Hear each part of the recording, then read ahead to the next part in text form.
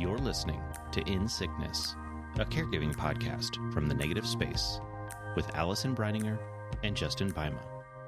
Hey, Allison. Hi, Justin.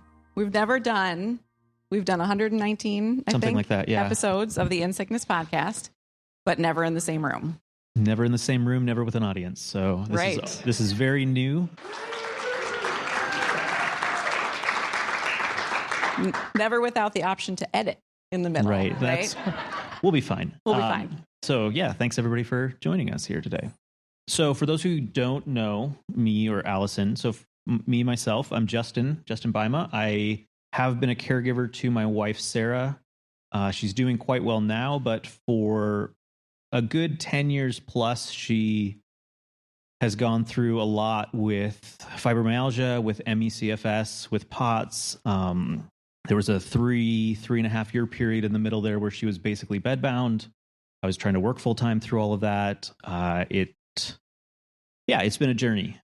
So that's a little bit about me. I flew in from Washington State to be here yesterday, and it's been a really great experience to just see everyone that's here, to meet some faces that I've only interacted with online. And yeah, so that's me. What about you? So I'm Allison Breininger, and I am a caregiver for my husband, Sean, who is here today.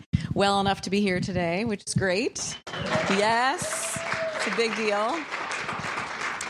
I've been his caregiver for 14 years. He has a rare genetic disease called Fanconi anemia, which causes bone marrow failure and then also cancer at a rate of around 700 times that of the rest of us. So in these 14 years since his diagnosis, he's had a bone marrow transplant. He had tongue cancer and had part of his tongue removed. Bladder cancer, had his bladder removed. Throat cancer twice, esophageal cancer, gum cancer 5-6 times, about 200 skin cancers. Sometimes we lose. There's probably some I forgot. But you get the point that it's been intense. So I was sort of thrust into being his caregiver in my early 30s with no medical knowledge. And all of this that you're seeing here today, the podcast, the Negative Space, and a lot of this CaregiverCon have come from that experience. So great. So as far as how did we meet? How did I end up on this stage in front of you all? So years ago, in the middle of my caregiving journey, it's a lot. I was finally reached a point where I was looking for support, trying to find voices that resonated with me to try to understand what I was going through. It seemed like from a spousal perspective, much of what was out there was for people much older who were caring for an aging partner, things like that, or kids caring for an aging parent. And so I was trying to find stuff, and I came across an article written by Allison, and it was about, I think you had a meeting or something, you had to leave Sean at home, and something happened while you were gone. And that was such a experience that I could relate to. My wife was sick. She was spending most of her time in bed, and I had to leave and go to work during the day. And that was always really stressful and felt strange and odd. And I read it and I felt like someone else understood the situation I was in. And so we connected on Instagram and built up a friendship. And after a bit, I kind of wanted a opportunity to just talk to someone who understood being a caregiver, just about being a caregiver, just to have some more in-depth conversations. And so I pitched, hey, let's do 6 episodes of a podcast. Nothing, no commitment beyond that. And we gave it a shot and have kept going. So yeah. I remember that moment. I can picture I was in the middle of cooking dinner, and then ding, and here's Justin, and he's like, what if we did a podcast? And I was like, sure. And then you're like, just 6 episodes. Right. And I think, tell me, in the beginning, in that moment, did you know it was going to be more, and you knew that I would say no if it was bigger? Or were you really just thinking 6? I wanted it to be more. Yeah. And understanding that your life is busy, life as a caregiver is busy, wanted to at least have something. Yep. And so it was hey, let's do 6, hoping that, okay, this is going well. Let's just keep the train moving. Yeah. And in the beginning, we thought, maybe we can think of 6 topics. Right. Maybe. And now we're at 119 and our queue of all the other topics is so long because there's a lot to talk about when it comes to this, right? Yeah. And so it's just an example of how you can really find strong community with other caregivers. You know, so often there are people in your life, friends, family, and yes, they're there to support you. And yes, they're there to listen to you, but they don't necessarily know what life is like day in and day out for you. They can't necessarily relate to that. And so when you can just be blunt and honest with someone who is in a similar state, like it's very freeing and just can feel supportive in a way that you can't get elsewhere. And I think as caregivers, because we're so often isolated and we're in our homes and we can't get out that much, that social media was a way. Like I said, we had that conversation on a podcast while I was cooking dinner, right? Because it's not the kind of thing where you can get out much and you can connect, but social media helped us to connect in that way. Right. Yeah. And then since, you know, as far as community with caregivers, since starting the podcast, we have a support group that goes along with it that you lead. And I know that there is a community that has developed there amongst people who show up for those sessions and really have built a strong community amongst themselves. And that's something that I never could have envisioned when we started the thing. You know, I really started it because I wanted to have these conversations and I figured, well, maybe someone would want to also listen in. But yeah, it's really been amazing to see that effect of it just continuing to move and help other people along the way. Yeah. We have a lot of our support group groupies are here today, both in person, yes, in person and also watching virtually. And so a cool thing about the support groups, I'll just do a quick little plug, is that we do them in connection to the podcast. And so it's almost like a book club. So it's like you listen to the podcast and then it's like, oh, I want to talk to somebody about that. So then you get to come the next week to the support group and have that conversation around that topic. So if there's a topic that you're like, oh, I really want to be there for that, you can. Or if it's like, I did not like that topic, or I don't have pets, or I don't want to, whatever the topic was, you can avoid that one. But that's been a really beautiful way for people to connect as well. And we have there, because it's virtual, we have people from Australia. Ella, I think, is watching. Hi, Ella from Australia. And, England and Canada and all over. And so it's just accessible for caregivers in that way. Yeah. So just, it was great this morning to hear about from Jessica, the puzzle pieces and the people around your life that can help support you. And so we just kind of wanted to get into the specifics of the connections between caregivers and what that can mean. And we're all here. And I hope that, people were out there talking prior to this. And I hope that, you're making connections and can continue those connections. And I think we did ask some people if they have connected with other caregivers prior to this, right? Yeah. So we did some polls in Whova, if you were in the Whova app. There were some questions that we asked this week, and we had some people answer our polls. So one of them was, where have you connected with fellow caregivers? And the top answer was support groups, then social media, and then events like CaregiverCON. So that's sort of what we heard from participants when we polled you. Yeah, and I think the social media one is interesting to me because in, 2025? Social media is still a real dumpster fire in a lot of ways.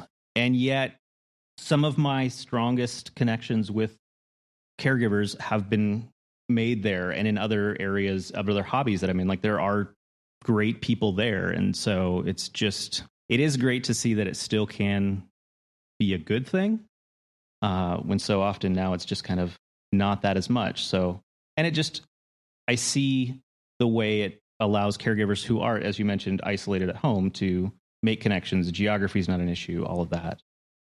Yeah. I mean, what Jessica showed earlier in her presentation, right? She and I met because she found same thing. Found the same way, and then reached out on Instagram, right? And so again, the reason that she's in this room today is because of social media. So I guess there's some good things.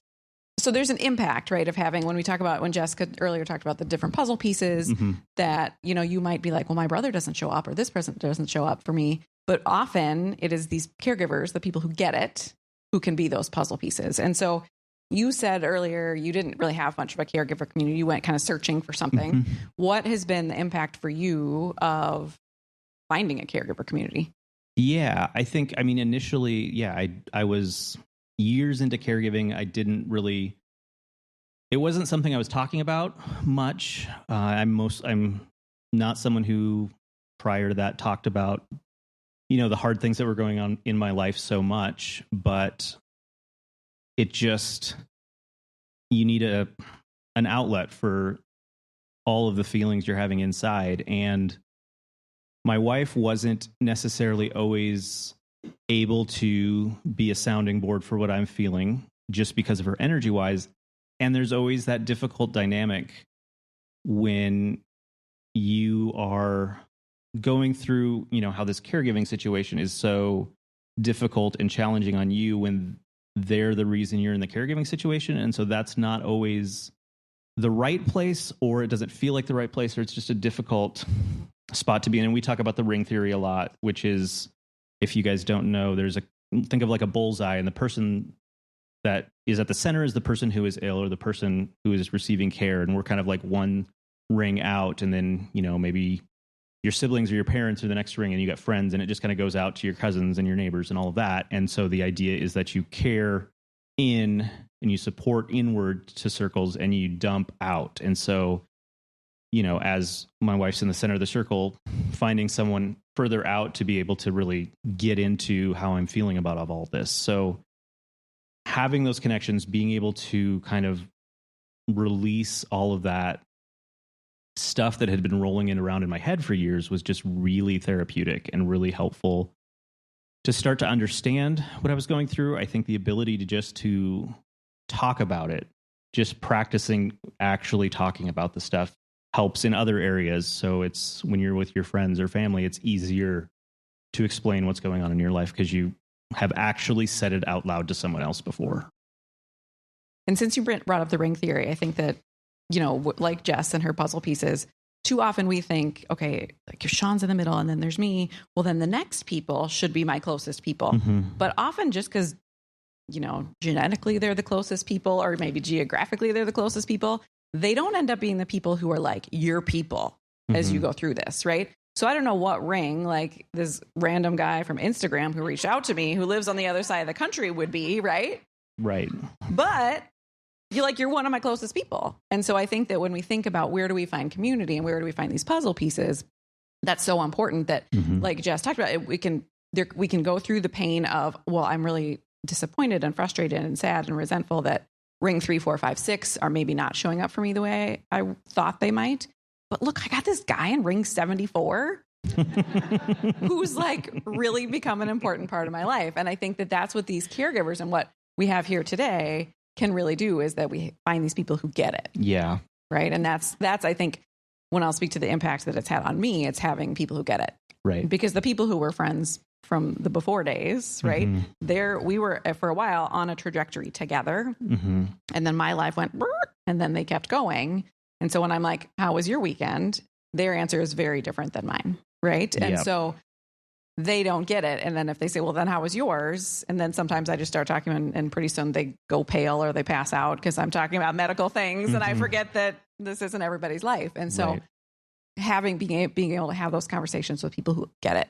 Right. Is huge. Yeah. And I mean, seeing your peers going off in a different direction can be a really hard thing in so many ways. And to kind of have a set of peers that it's horrible and terrible in all of the ways that you're all going in the same direction, but you're going in the same direction together. And the situation that brought you all there is horrible, but to know that there are people who are experiencing what you're experiencing and you are not alone in your experiences, and you can look to someone and they're right there with you. And that can make just the feeling of not being alone, the feeling of being less isolated. I think I felt very, very isolated prior to all of this. And yeah, no longer. And that has made a huge difference in my life. And I think back to with Jess saying, I am not alone this morning, right? So we think about that.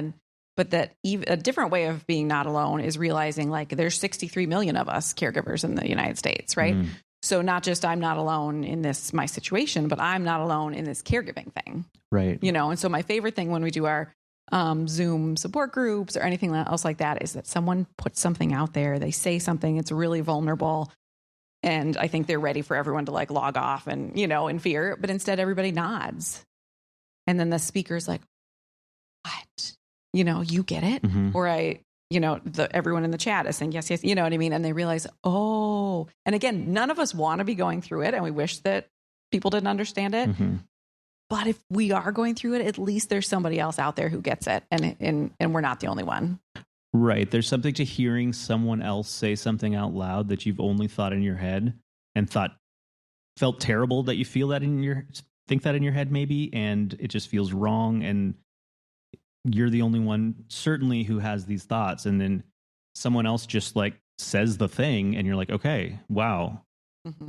Other people feel this way, and there's not something wrong with me because I'm struggling to care for my spouse, and that's like it should be just this noble thing that I do. But I think that's the other thing when I went looking for caregiving voices is what struck me a lot about your writing and your stuff on Instagram is it was just very open and honest about just the realities that this is just a hard life.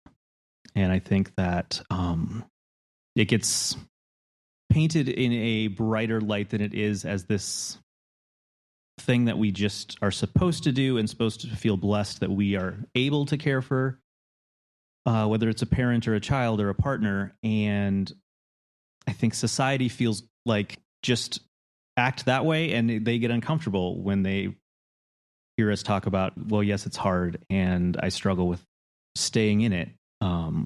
Yeah. And I think part of that is I think that they don't want to think about the fact that they're going to need a caregiver, that they're going to need to care for someone else. Like we're all going to end up on one side of the coin at some point in our lives. And that's why it's helpful to talk to people who are already in it. Because they're not uncomfortable by what we say because they're already in the middle of it. Mm-hmm. Totally. So we did a poll about this one on Whova as well. We said, if you have a community of other caregivers, what has the impact been on you? And when we boiled it down, it really turned into feeling understood and feeling less isolated is what you all said is the benefits. Right. So you said a minute ago that I was kind of real. The word negative is even in my thing. So let's talk about the potential downsides. Right. Yes. Let's let Allison bring it down. Yeah. Let's do it. Are there, there's good things about having caregivers as friends in this community. What are the potential downsides? Yes. So on the one hand, caregivers have a lot going on in their lives. They're very busy a lot of time. They don't have a lot of energy. So while you may have this great friendship with someone, it may not be someone who's always available to connect. They may be, in the middle of a hospital stay and, sleeping in a chair and just, they have so much going on in their own life that understandably, they don't have the capacity to take on what's going on in your life. And it's challenging then because you want to respect that, but you need your support. And I think that's where having a group of caregivers, not just one person, hopefully you're not all in the thick of it at the same time. And that can kind of help, but it's probably difficult too, to be the one that is in the hospital, unavailable to support your friend because you just don't have the capacity, and to know that they need that support and to not be able to provide it. Yes, it is. Yes, it's very hard. I can speak to that. Yeah, for sure. Well, you and I had a really honest conversation recently on the podcast because, when we started this, we were both super in the thick of it. Right. And you're in a really different position now. And on that episode, you even said that you don't even consider yourself a caregiver at this moment. And so I shared in that episode and that it feels a little challenging in a way with our friendship because that was the thing. And so, in the beginning of every podcast, we say, and how are you? And how have you been the last couple weeks? And how have you? And my answer was like, terrible, this thing, like week after week after week. And you were like, I'm good. And I'm going on a trip and I'm planning this and I'm doing that. And it was just sort of this, I think the check-ins that happened really made it clear for me, like, oh man, like I am still deeply in this, probably more so than ever. And you're like living your best life. And so that was like a hard moment because it was unlike a typical friendship, it was sort of like there's a little bit of this divide that is now happening. And so I think that's a tricky thing that can happen when you're friends with caregivers. Right. And that's certainly something, as someone who is talking to other caregivers, some of whom are caring for their partner with very similar conditions. And things have taken a turn for my wife and I, and we're doing well. And that doesn't mean that that's going to be the future for everybody else. And so it's kind of this, I don't want to talk that up too much, because I know that that's not guaranteed for everybody. And so it is, and I don't want to talk to you and just be like, everything's great, when I know that, you had a horrible last month and it has been really challenging. So there is that. And I think the other side of a similar thing is you can see your potential future the other way, to where if you are friends with someone and your partner has cancer, their partner has cancer, and you see they are nearing the end, and you envision that is your future, like that is what may lie ahead for you, and it's understandable that may not be something that you can face and be present for with them. And that can be another hard thing, because all of our lives as caregivers, like, there's real stuff, there is grief, there's pain, there's all of that. And we have lots of caregivers that it's happened to that are part of our support group and whatnot, who their person passes away. And then suddenly they're like, these were my people. The support group people were my people. This was my podcast. These were my go-tos. And now they're certainly still welcome to all of those things, but they have said, I'm not in that group anymore. And now I didn't just lose my person, but I also lost my support. Like, I don't feel like I fit in that way. And so, there's beauty in these friendships, and there's also some complications that can come up as well. Right. So as with, the other things we've been talking about here, we also polled people on, what downsides they've experienced. And it echoes some of what we said. Not being able to help. Certainly, it's, again, like, when you're a caregiver and you have, I don't know, your person has some scans coming up, right? The people that you hear the most from, like, the supporting messages that, like, hey, I'm thinking about you as you're going into this, and the day after, I know that yesterday was a really challenging day and you're probably exhausted and you still have to care for your person. Like, it's caregivers. They're the people that are showing up in your comments, in your texts, encouraging you. And it's just, they also don't always have the capacity. And it's just that tension. And it's the frustration too of, okay, these people, they're doing this in spite of everything that's going on. And that sometimes makes you think about all the people in your life who have, their life seems to be going great, and they're just blissfully ignorant of your pain and your experience. Or sometimes as caregivers, I see it's the caregivers who want to, like, buy a caregiver gift box for somebody else or show up for somebody else because they're the ones who get it, right? And it's like, no. You guys rest. But it's like, when they get it, they're the ones who want to show up and help. But so then it can feel hard as a caregiver when you're in it and you're like, oh, I want to be making them that soup or whatever, but I can't because I'm in it, right? Yeah. And certainly in my own experience, going through something difficult, going through this caregiving journey with my wife, like, it has changed how I see people in the world around me. Like, I'm more attuned to, there are more people going through these challenges that you don't know what's going on in their homes or what they're struggling with day in and day out. And so you notice, or for me, I pick up on that sooner and realize, like, oh yeah, they've got this going on. And you're so much more aware of it and maybe want to do something, but you have to balance your own capacity in that. One of the things that you all said in the poll is that one potential downside is that caregiving is all you talk about in that friendship. Which, I mean, maybe it's okay because you have other things. I have a good friend who might be watching right now. She's one of our groupies as well. And she and I text all the time. And she'll say things like, do you want to talk about the fact that you had to call 911 in an ambulance yesterday for your husband? Or would you rather talk about plants? Because either is fine. And then I'll say plants, please. Right. But because she gets that, right. She'll give that option. Or like, we were in the hospital the other day and she's like, let's talk about what color sweatshirt you're going to buy with the money I just Venmo'd you, and so sometimes it's great because she gets it so much. Shout out to you, Sarah, if you're watching. She gets it so much that she's like, we are actually not going to talk about caregiving right now. We're going to talk about the opposite thing. And that's beautiful too. Right. Because other people might be like, what? I thought Allison was like in a crisis and she's actually talking about plants. Like, well, that doesn't make sense, but the caregivers get it. Right. Yeah. Yeah. Yeah. Some of you on the poll said none. There are no downsides to being friends with caregivers. Many of you said that. So I'm glad that has been your experience. Mm-hmm. Yeah.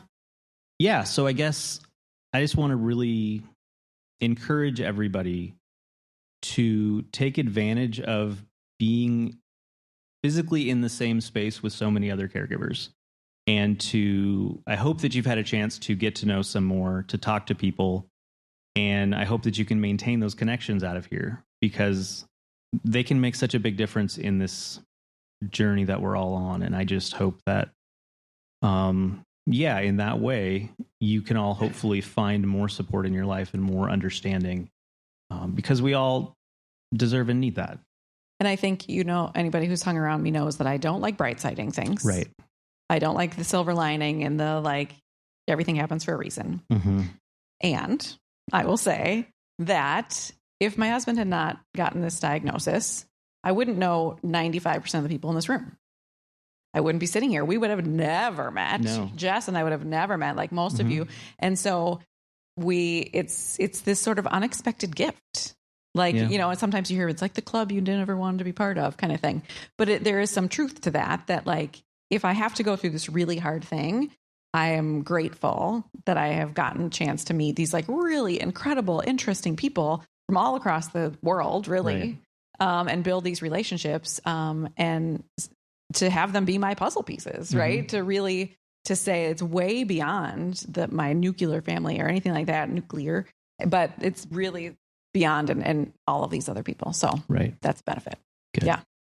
A couple ways you can stay connected. One is that we're having a happy hour afterwards, so stay and chat.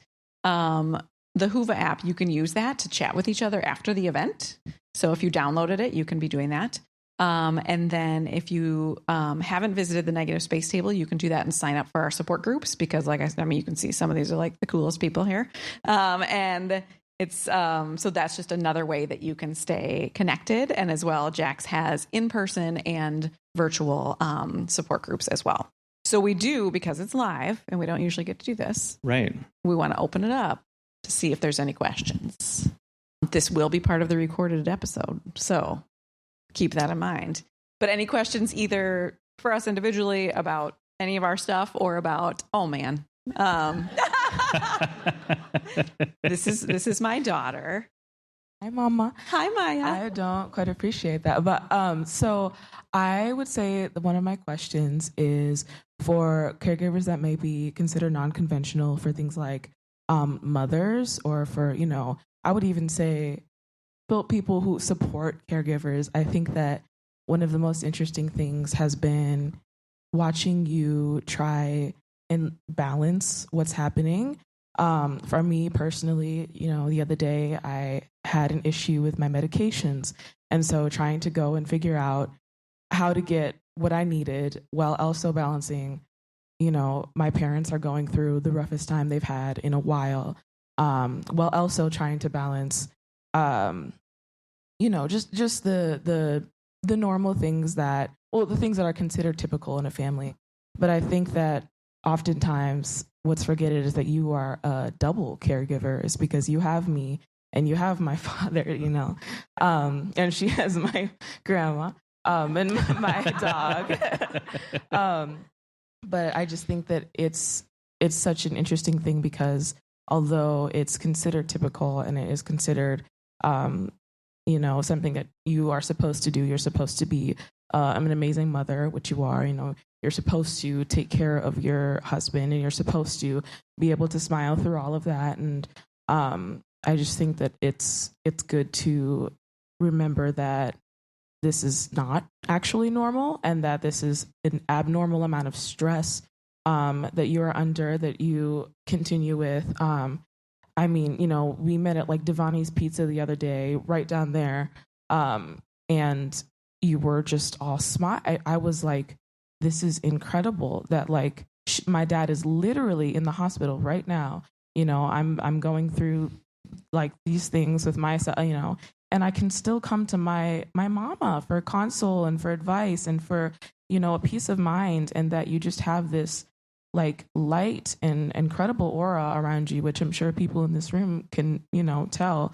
And I just think that that's incredible. And that's just like, for Justin, you too. It's like when I saw you in Seattle, first of all, I really liked hearing about your llamas. But he used to have llamas. But I just remember thinking that, wow, like this is like this incredible human being who is just put under so much chronic stress, more than the average human being. And it's just amazing to kind of like be in the presence of this, and that you don't always have to be positive, and that, even when you have these horrible moments, I want you to know that you can pour outward out of the target circle, and that, you have these rings of people that are here for you, even though you are always so positive. And so isn't she the best? Yeah. She's the best. I don't know that there was a question in there, but I will. But I think it's such a good, thank you, Maya. It's such a good reminder that when people hear that I'm a caregiver, they think of, oh, it's Sean. She's caring for Sean. He's the one who's always in the hospital. He's the one, whatever. But yes, I have a 19-year-old, right? I have an aunt who lives in town who, I'm the secondary caregiver for her, but still, like, I do things for her. My parents are in great health, right? Yes. Woo! But, there's that. So I think that that's true, that we think often about the one person and we don't pay attention to all the other humans and animals, right, that we have in our lives that we care for. And so thank you for bringing that up. Thank you for the opportunity to ask a question. So I've been caregiver for my adult parents, my developmentally disabled brother, and then my two children that are now adults with significant health issues. And we, as society, we talk about your aging parents. You talk about where you've got your own kids, and you're a sandwich generation person. That's me, right? But the group that doesn't get talked about are the grandparents that are raising their grandkids. And that would also be me, where I've raised 3 of my grandkids. So what kind of support is out there for grandparents that may be overlooked and not getting the support that they need because they're raising their grandkids? Great question. Yeah, and that is thank a good you question. for all that you've done for all the people in your circle. I don't, and if there's any, because I don't know if any of our vendors or exhibitors are in here today, but are there other people? I don't have a fabulous answer just for that specific group. Although I think that, at the Negative Space, we're trying to shine light on all the different kinds of caregivers. And so that's a good reminder to me that of like the grandparents too. Like that's another one that we often are overlooked, because caregivers in general, that's such a hard thing, is that people don't see us.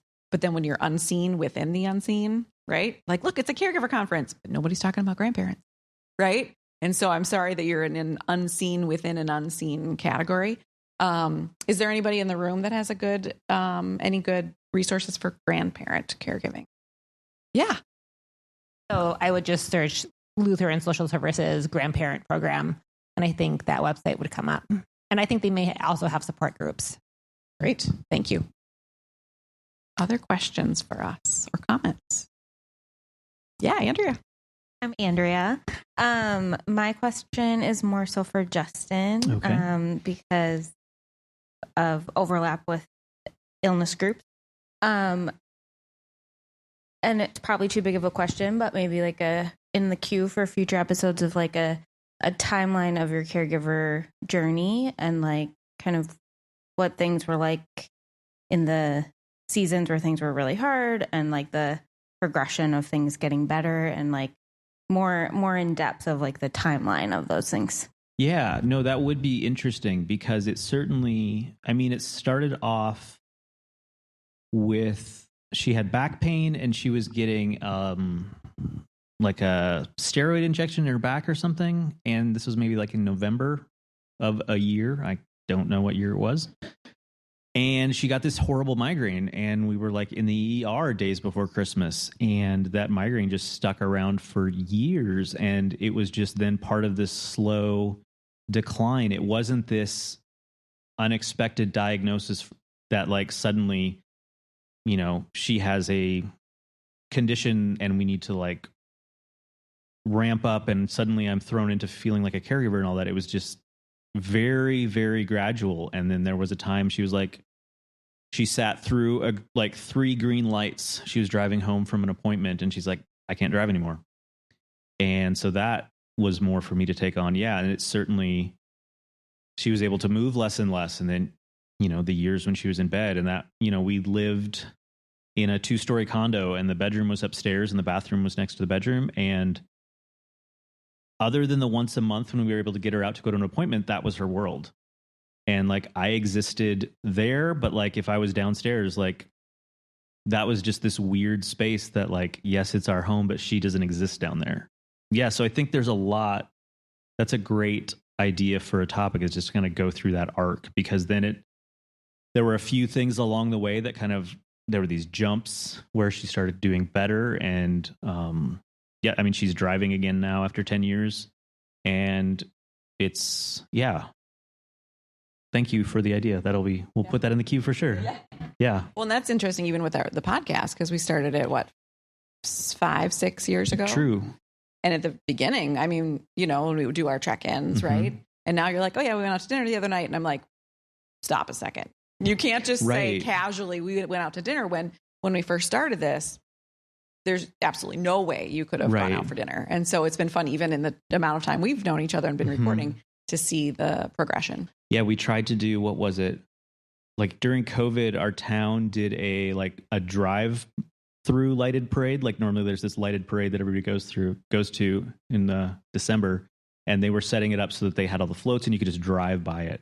And I don't know, it was like 2 hours we spent in traffic in a town of 10,000 people trying to get to the start of it. And she's just like, I can't anymore. And so we just had to bail on that. And we talked about that on the podcast years ago. And it's been a lot.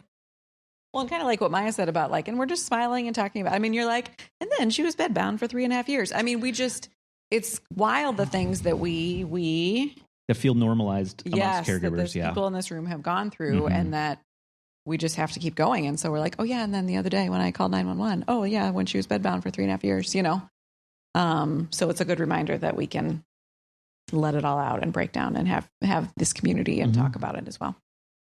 First of all, just, thank you for the opportunity to bring all these caregivers in this room today. It's been amazing. My first question is actually the opposite of Tony's. We know that there are a lot of high school kids, for example, and young adolescents who are now having to take care of their parents or their grandparents. So are there support groups available that cater to that population as well? Again, I'll throw that to the room. Are there organizations that people know specifically? I mean, the things that we have, our support groups tend younger than I think a lot of other support groups, but not to teenagers. They're welcome, but it's not specifically for that. And so I'm wondering, are there other people who have found those resources? Another unseen group. Yeah. And my second question is for Justin as well.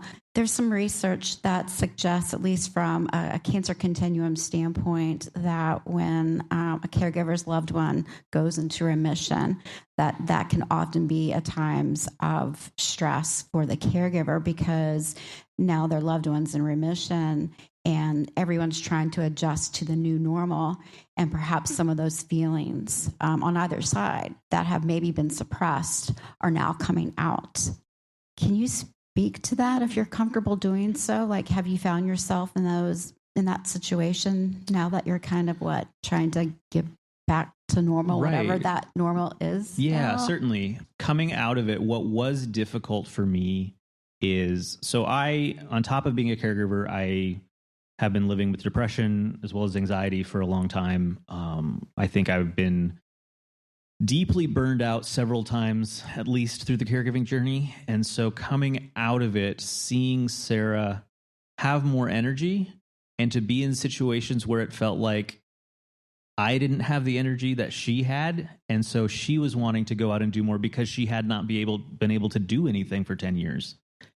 And the guilt I felt in part of me just wanting to stay home because I'm recovering from this long journey as well. And that was a real thing. And it's certainly, it's been a few years and that mostly is okay, but there's still definitely times where it's like, well, I'm just exhausted myself. And part of that has been as well getting to the point where it's comfortable to ask her to support me in my health or like my mental health, to where, when she was so sick, that didn't feel like something I could put on her to support me in that way. And there were times she she did not have the capacity, and it wouldn't even have been an option.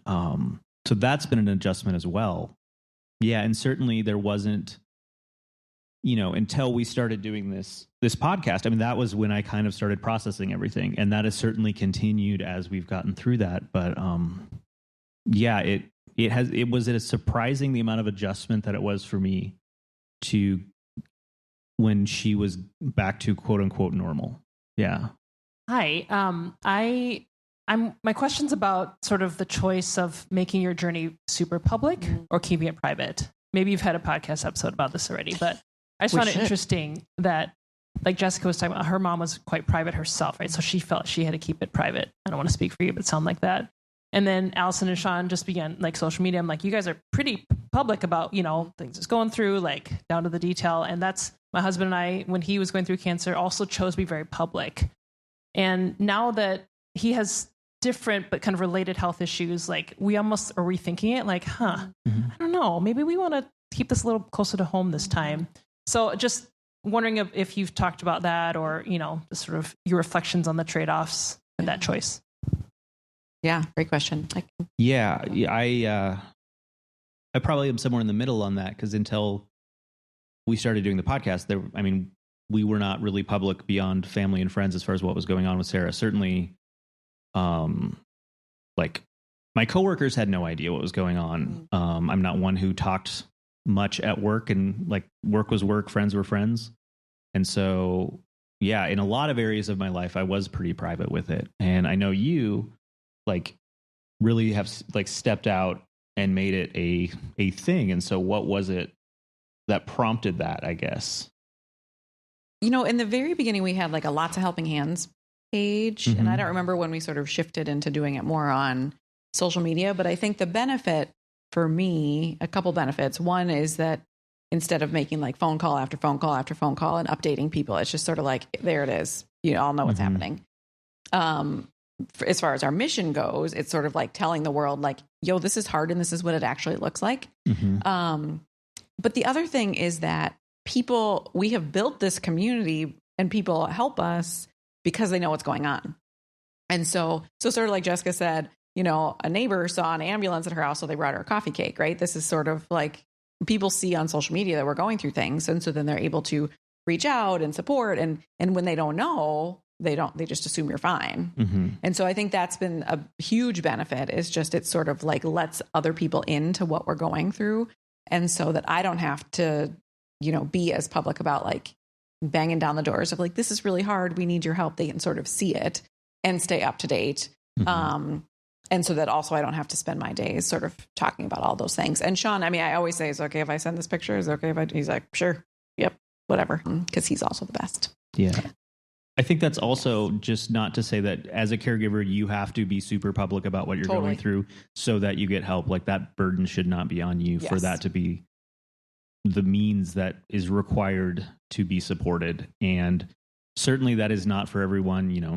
Your person you're caring for has to be on board with that. And, that absolutely needs to be a discussion as far as what each of you is comfortable. Or if it's if it's a parent, probably the siblings have to talk about, okay, what do we want to share publicly? But yeah, it is just a point to where you can see how the system of support is so broken that like sometimes you just have to be sharing it on social media in order to be supported. Like that's not how the system should be working. And for me, I'll say like it helps me feel less isolated, right? Because then there's people, some that I don't even know, who are reaching out and saying, thinking of you while you're in the hospital and all of that. And it can feel less isolating in that way. Yeah. But it's absolutely a individual decision. Yeah. We're out of time, but this really cute guy in the back row has a question. So Okay. Hi, honey. Go ahead. Hi. Sorry, it's all my family members asking questions. I did not pay this is them. Our big day as a family. we're taking over. I just wanted to say to Jane and to others from a patient perspective, for me, why I choose to be public with this. First of all, the language I have. It's been a lot harder for me to talk about it than it has been for me to write about it. I feel that writing has been this unique gift and outlet for me to really be creative about how I let what I'm experiencing flow through me and flow out of me. And the other reason, is writing something and hearing like, you have my words. And I think you get that at the podcast comments, you get that in the online support groups, like you too have this story. And that connection is so instant and so deep that it makes me want to keep sharing, because I know that someone else out there is going through it and doesn't or may not have the words at this point to articulate it. So, yeah. Thank you. Justin and I will be at the social hour. Yes. And would love to answer any more questions, or like Andrea already gave us another podcast, idea, if you have ideas for us to cover in the future. But thank you for giving us this space to have this in-person conversation. Yeah. It was great I think we did okay. I hope so. Yeah. I yeah. think Yeah. Thank you. You've been listening to In Sickness. Find us online at insickness.care or on Instagram at insicknesspodcast. You can send your questions and comments to hosts@insickness.care. If you enjoyed the show, please share it with a friend or fellow caregiver. Thanks for listening, and take care.